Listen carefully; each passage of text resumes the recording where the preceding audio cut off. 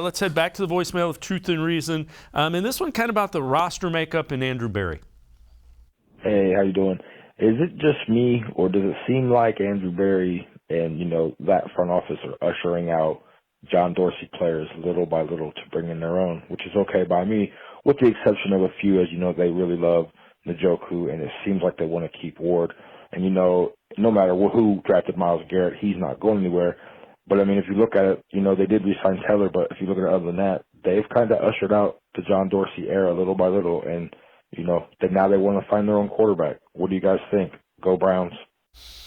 All right, appreciate the call. That's kind of the way the NFL goes with the salary cap. You get off those rookie deals, and you have to kind of recycle certain guys that aren't the core pillars of your foundation. That's just, we're not used to that here in Cleveland because we haven't had many second contracts. This is the way winning teams have to operate and rebuild their rosters.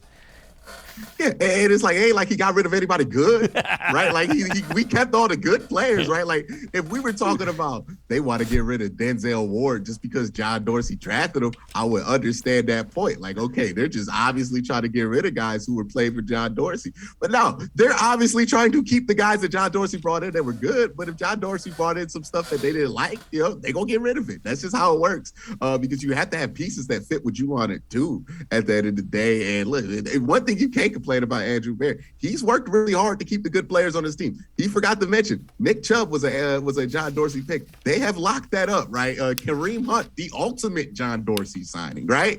He locked that up. Like, if you can play football, Andrew Berry ain't got no problem keeping you just because somebody else brought you in. I don't know where that comes from at all. I know he's gotten rid of some of John Dorsey's players, but it's nothing that anybody really disagreed with. Like, there's disagreements on whether you should keep Jarvis Landry, but when you see the cap number on that makes sense, right? Like, this all makes sense. I don't think this is an agenda that they have to get rid of other GM's guys. It's just, if another GM brought somebody in that they don't think fits the team's message anymore, then they just gonna get rid of them.